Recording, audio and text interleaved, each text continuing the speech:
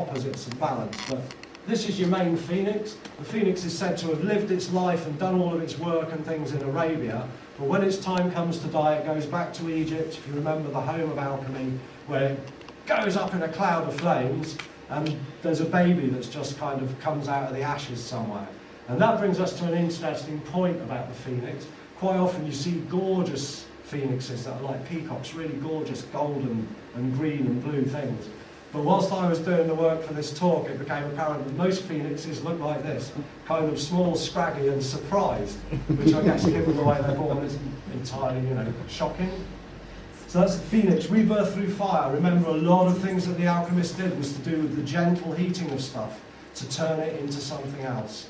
Because it's thought that that's one of the ways that our organic chemistry arose, was just through gentle heating. So fire was important to them. Fire as a means of transformation. And of course, we have a lot of metaphors for that, don't we? A rebirth through fire, a baptism of fire. All of these things are kind of like alchemical metaphors that have been carried through to us. Another couple of symbols that we're fairly familiar with. We've had the Ouroboros. Here's some more serpents. We've got the rod of Asclepius. Asclepius was one of these guys who was a really, really famous healer in the past from Greece. He's one of those guys who was so good at healing people he could bring guys back from the dead, which is another favourite scheme or metaphor of the alchemist. Not only the extension of life, but bringing people back from the dead, the resolution or the return of a soul into another body. All of these things are associated with Asclepius. It's a single snake up a staff, and for reasons, I guess, historical reasons for me, it always reminds me of the staff of Aaron in the Bible. You remember it's described as a staff with a copper serpent, one copper serpent. And although you could do lots of healing work was done with Aaron's rod, what it's most famous for, of course, is spreading the plagues through Egypt, the plagues of blood and toads and all the rest. Now, eventually the rod of Asclepius over time was kind of replaced by the rod of Caduceus. And those of you who've seen my sacred geometry talk will know that one of the key things I talk about is the misappropriation of sacred symbols. And this is certainly a symbol which has not only been misappropriated, but then it's been reappropriated and misappropriated again in time. The current orthodox history of this symbol is that it first arose in Sumer, the ancient land of Shinar, which I'll talk about a bit more in the history talk. And that when it arose, it was a symbol for buying and selling. But as a result over time of it being associated with alchemy and with the Kabbalah and with other mystical schools, astronomy it was associated with, it slowly but surely became associated with healing. I find it absolutely fascinating that an ancient symbol for commerce and trade became in the 20th century a symbol for healing and was worn by all of our National Health Service people, and it was on the side of all the ambulances. Now, it really got taken on as a medical symbol when it was taken on board by the American Navy at the turn of the 20th century, about in the first decade of the 1900s. And then around... Sorry? Sorry, I thought it was an Illuminati. Well, they've taken it on as well. Yeah. Actually, when we get to it, it was taken on then in the 1940s by the Army, the US Army as well. So they took it on as their medical corps, so it became embedded. But the point of it being an Illuminati thing, I think, refers back to dragon courts and other stuff that's come to us from a long, long time ago. And that is the symbol which is these crossing points of our 7 chakras, and the crown chakra is at the top, which is the one that we're reaching to cross. And also it's said to be an ancient memory and a shamanic memory of the shape of DNA. One way or the other, what's really interesting now is that if you look at your ambulances and your paramedics, they're going back to wearing this. Has everybody noticed that we're moving back to the staff of Asclepius? So we're kind of moving away from a symbol for buying and selling and trade, back to a symbol of legendary and mythical healing, which I take as a genuinely good sign.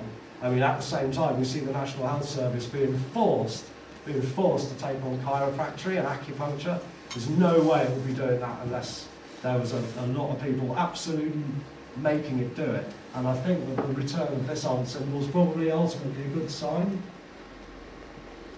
Other major symbols, we've got 2 triangles, one pointing down and one pointing up, water and fire. There's a lot of opposites in here, which are quite important. People know they don't want to get me started on triangles. I could do another half hour. I could certainly do a lot of time about the kind of the upward pointing sort of mother of form reaching up just like all of the plants and everything does. As the sun just comes up in the morning, things start to unfurl and reach up to kind of Father Son. Father Son himself, of course, is data. It's raw data coming down, giving us information, feeding ourselves. We ourselves give off light. So you've got the Father of consciousness coming down and the Mother of form reaching up. And of course, when they actually match each other perfectly, you get Solomon's seal. That is the creation of a new and complex unity from the synthesis of opposites. So those symbols are really complex, really beautiful things. They're simple things to look at, but their entire mythos is hung off them by the alchemists. Mercury and sulphur. It's fairly clear why the alchemists were so interested in Mercury, because they were interested in the transmutation of elements, the changing of one thing into another, the unfolding of things as they grew. And they believed that things kind of moved from the dull to the shiny, if you like.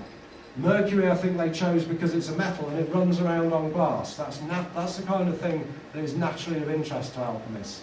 I'm not quite sure why they chose sulphur. I'm sure something will turn up eventually which will tell me.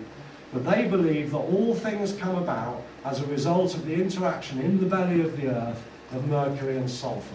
And that one thing sort of leads to another, which sort of leads to another. Now, that might have seemed like a really crazy idea 50 or 60 or 70 years ago, but we now know how elements are born in the heart of stars.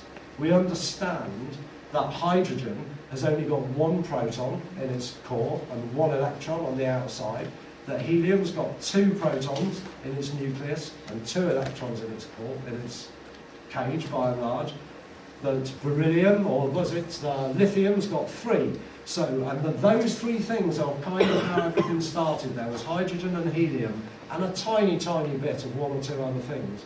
And apparently those elements have to get sucked into the heart of stars, where they get burnt and burnt away and loads of things happen. Millions of things are created and destroyed, but the overall result is a small bunch of elements that have got 5, 6, 7, 8, 9 protons in their nucleus, and they're the ones that we're made of.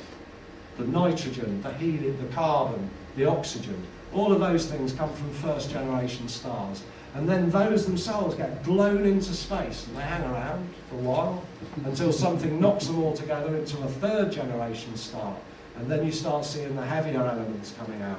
So in a way, they were right. It all starts with, not with hydrogen, not with mercury and sulphur, but with hydrogen and helium. But does everybody understand that they have the right kind of idea, that stuff sort of stacks up?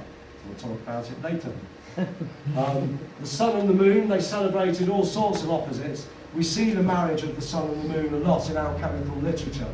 And really what it's a representation of is often light and darkness, the masculine and the feminine, the outer and the inner.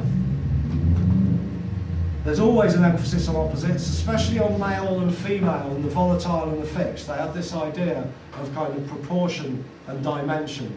But they also understood that over time, transformation would lead to this volatile, changeable thing becoming fixed. And the thing that appears really fixed, eventually over time would become volatile. So they understood that there would be a complete transformation of things. Has anybody heard the old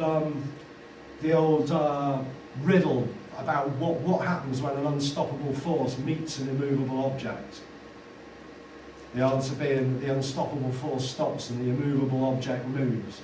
So what happens is you've had this state of being for all this time when these rules appear to be true, that thing's never going to move, and there's nothing in the world that can make it move. And then just suddenly your entire paradigm changes. All the rules that applied before that occurred don't apply anymore. And that's the kind of thing that the alchemists were reaching for, a sort of paradigm shift. Paracelsus eventually decided to add a 3rd element to the mercury and the sulphur, and this is where he started getting himself into trouble with the church.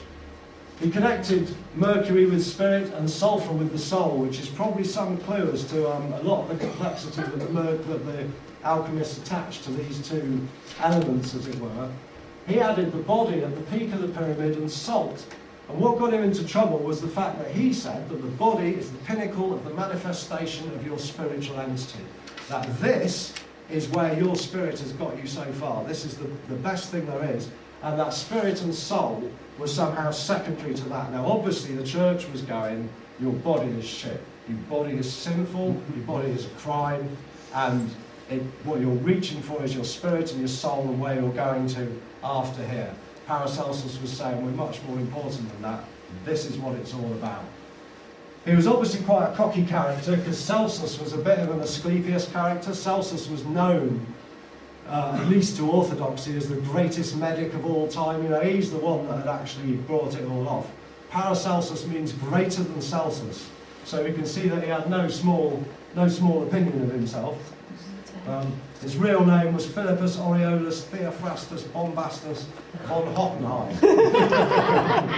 You can tell from this that he was an aristocrat. Yeah. He was, which is where he got all his money from. His middle name, Bombastus, is said to be the root of the word bombastic, which, given he called himself Paracelsus, you know, greater than Celsus, seems like a reasonable argument. I don't think it's quite true. It's something to do with stuffing silk moths, I think, actually. Anyway, whatever, he's said to be the father of sort of holistic medicine, in as far as he was the first one to believe, if you like, in treating the whole person. He was a great believer in the power of the mind, and he also believed that there was undeniable truth in the mutual nature of the worlds above and below. He was, his idea that you could also change the inner state of an entity by putting stuff from outside into it, i.e. medicine, I think gives him a fair claim to being the father of allopathic medicine as well. Whatever, not only was he unpopular with the church, he was also really unpopular with his fellow nobles, because he used to treat the poor for free, but he used to really screw the notes out of anybody he treated in the aristocracy. Paracelsus. Oh yes, there we see one of the symbols, one of the pictures that got the alchemists such a bad rep. They seem to be quite good at keeping themselves unpopular. It's got kind of, you've got a really wild looking bloke with a massive beard. He's got wings, the wings of Mercury on his ankles. His body's got kind of dragon-like and serpent-like qualities, so both sorts of Ouroboros, if you like. He's got signs for the sun and the moon and Mercury over his head. I've got no idea what it means, but